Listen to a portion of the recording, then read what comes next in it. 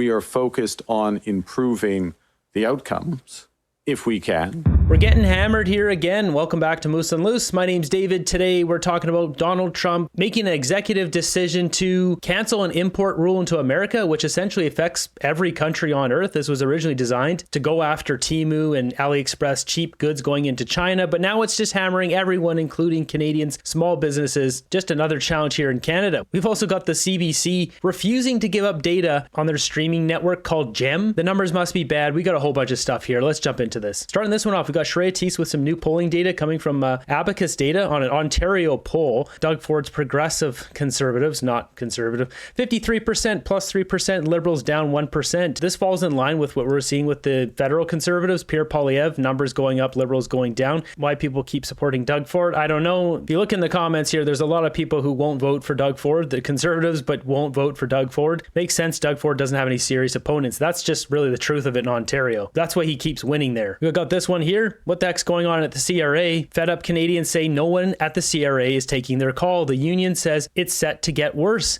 Job losses mean fewer than 5% of callers are getting to speak to an agent, union says. 5%. 5 out of every 100 people get to speak with someone at the CRA. I had an issue with a form I filled out 3 years ago. I filled in one wrong box and it took me a year and a half to fix it. The CRA refused to pay me the money they owed me for a year and a half, and I had to pay my accountant like $400 to get them to fix it. Got this one from Table Salt. It says, okay, I'm hearing a lot of people who are being laid off in Canada this week. Something is going on and I don't like it. He's asked which province, mostly Ontario out east too. Companies are leaving Canada or shutting down. Companies struggling to get a percentage of wages paid by the feds if they hire an immigrant. I think that is what is playing a part in it as well. The tariffs, the crumbling economy, the money fleeing Canada. There's no investment here. Our country's doomed right now. We have to get rid of the Liberals. People have to wake up at some point. Got this one from conservative Aaron Gunn. Wow, governments in Canada now owe so much in money. It is costing $2,000 per year per Canadian just to cover the interest charges on the debt. Now we have the 7th highest debt level as a percent of GDP in the entire world. And the Liberals want to borrow $225 billion more. Insane. That is insane. All done intentionally to have asylum claimants rise from 10,000 to nearly 300,000 in 10 years. We got Johnny posting this reply here. These guys are probably trying to cover their share of the interest.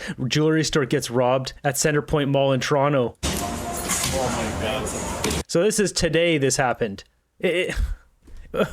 We see this all the time. Jewelry stores in malls get robbed all the time because there's no punishment. Sweep the leg, Johnny. It's time to take these guys out. Moving ahead, we've got this one here. 25 countries suspend postal services to the US over tariffs. This is some big news here. We've got this one from CTV. It says at least 25 countries have decided to suspend package deliveries to the United States as concerns grow over the impact of Donald Trump's looming tariffs, says UN body. What this article is talking about is this. So millions of low-value packages will lose their duty-free treatment next week. That's starting on the 29th of August. So America has allowed duty-free packages to come into America under $800, and Donald Trump, out of nowhere, decided to just get rid of that. They were going after Temu and AliExpress and small packages like that, but now it's basically hitting everyone with a small business all around the world who imports packages into America. Now, there's some caveats to this. This is also going to hurt some Americans. U.S. to halt tariff exception for low-value parcels, a threat to eBay, Etsy trade. So a lot of home businesses, a lot of small businesses, handmade things, these are all going to get nailed and nailed really hard on this. As well as Americans who say buy beads or jewelry or fabrics that they import from Canada, from Mexico, from wherever, they're going to have to pay on this too. So it says here, in a surprise move late Wednesday, U.S. President Donald Trump signed an executive order to remove the de minimis duty-free treatment on parcels under $800 from all countries starting August 29th, bringing forward a change previously set for July 2027. Trump is acting more quickly to suspend the de minimis exemption than the OBBBA requires to deal with national emergencies and save American lives and businesses now, the White House said in a fact sheet. Goods shipped through the postal system will face one of two tariffs, either an ad valorem duty equal to the effective tariff rate of the country's package of origin, or for 6 months a specific tariff of $80 US to $200 US depending on the country's origin tariff rate. So to break this down, say if you had a coffee company and you sell your coffee in America, but you're Canadian, now if you go to Canada Post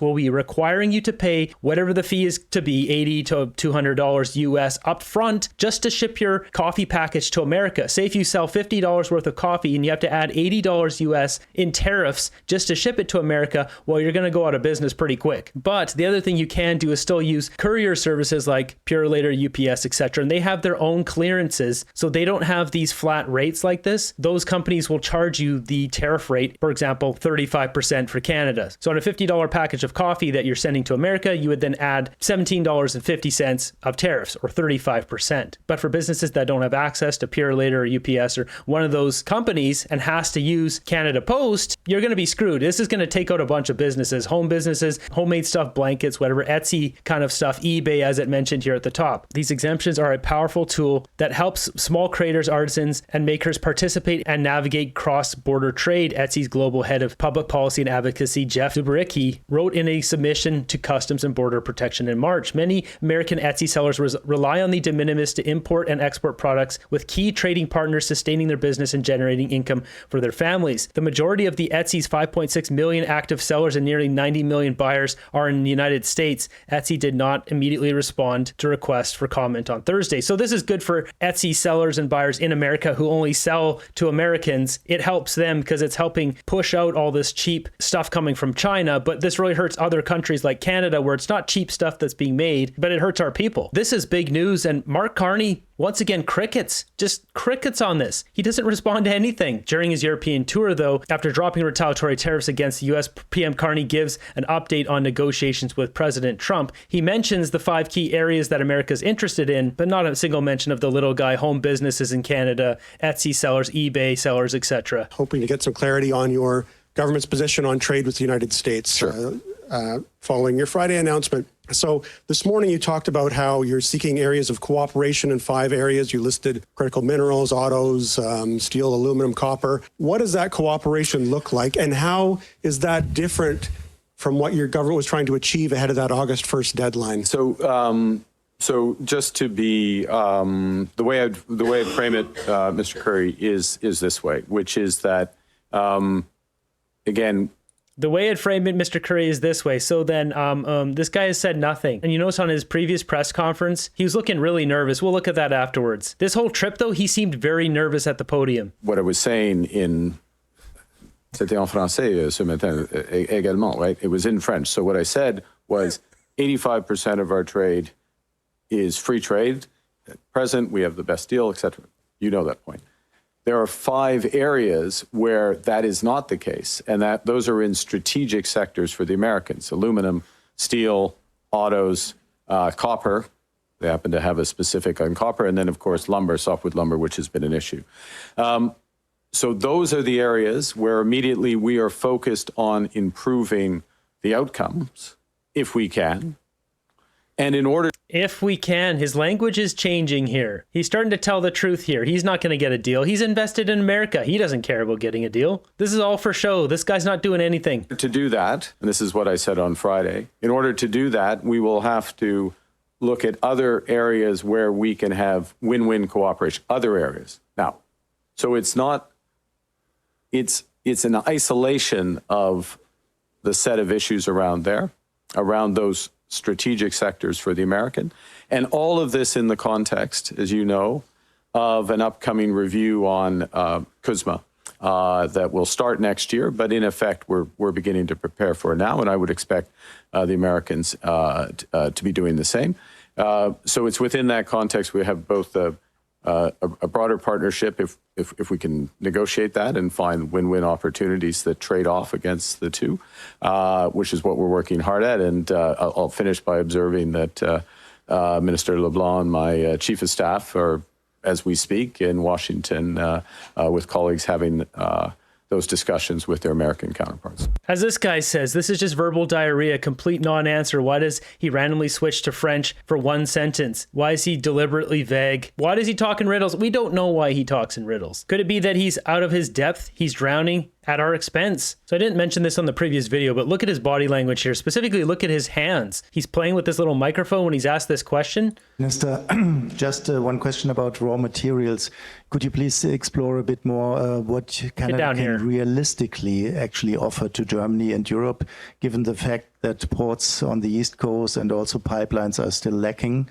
And as a former So you notice he just nodded there. He finally knew what the question was going to be. Now he's feeling a little more confident about it. He was stressed. And that's why he's wrapping this thing here. This is a soothing technique. He's trying to get out his angst, his energy. And when you're holding something in your hand like that with a wire that allows you to wind that up, it's essentially broadcasting how he's feeling. central banker, how worried are you about the stability of the US financial system because of the So you can see when he's asked that, he started unwinding this. Also, it was very bizarre. You get all amped up over that question, mentioning as a central banker what he thinks. interventions of Trump at the Fed.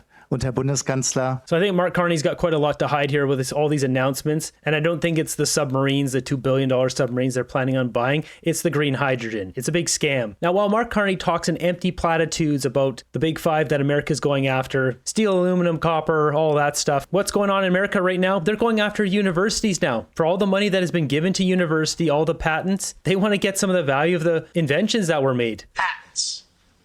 We have given tens, if not hundreds of billions of dollars to universities for them to do research, and they invent things. And you know who owns those patents?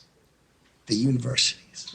So we are going to make a deal with them all, which is if we give them the money, don't you think it's fair that the United States of America and the taxpayers who funded it get a piece of that? Same thing goes for Canada. We fund universities. New inventions are made, and often these patents go to America. They're sold to America. Perhaps we should get some of those patents back. Our government is such a joke. Look at this, posted by Mario. Liberal smoke and mirrors. Canada's street vendor czar reportedly told the U.S. officials, I have no authority over RCMP undermining Carney's assurances of historic border measures. Well, then why is he there? It's just, as Mario pointed out, smoke and mirrors. He's there to pretend he's doing something when really he's not. And that's why we've heard nothing from this guy since Trudeau appointed him 8 months ago. He's literally done nothing. We've heard nothing from him, and this makes sense. No authority. Moving ahead, we've got this one from Pierre Poilievre. He says, much media hype about Mark Carney signing a joint declaration of intent with Germany. What does it mean? Nothing. Read the fine print. This joint declaration of intent is not legally binding and does not create any financial commitment. It says it right here. Does not create any financial commitment. We've even got Germany's ambassador to Canada saying exactly this on CBC. There seems to be some sort of deal struck today. We don't really have a lot of details as to what exactly the two countries have agreed to do. Can you kind of shed some light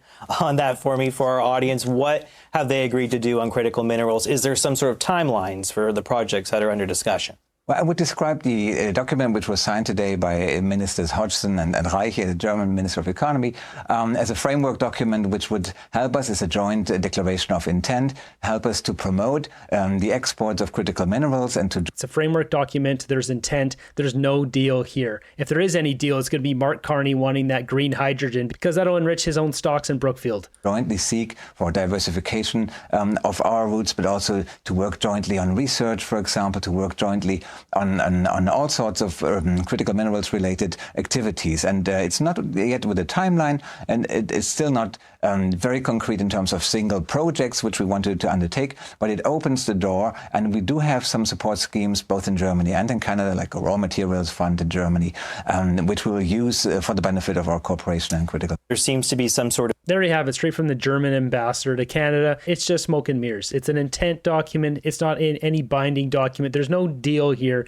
as the CBC anchor said. And more importantly, if we look back at what he said here, and it's not yet a timeline, it's not very concrete in terms of single projects which we wanted to undertake. These guys wanted an LNG deal because they went all in on green hydrogen and they're getting absolutely smashed. Their economy is hurting badly. German companies are leaving because the price of electricity has doubled in Germany. They want Canada's LNG. Mark Carney said, no, how about we send you some more ammonia? And no deal was made. At this point, I'm sure they'll take the green hydrogen because they're set up for it, but that's not what makes electricity cheap in Germany, anywhere. Cheap energy creates cheap energy in a country. Moving ahead here, we've got Kate Harrison laying out the straight truth that Mark Carney has to get something going by the time Christmas comes, or she thinks the Canadian population will finally wake up and vote the guy out. We have to Jump in there. Yeah, no one is saying it is not complex, but the Prime Minister campaigned and won an election on being the guy to get a deal done, being the one to negotiate with Trump. That is how he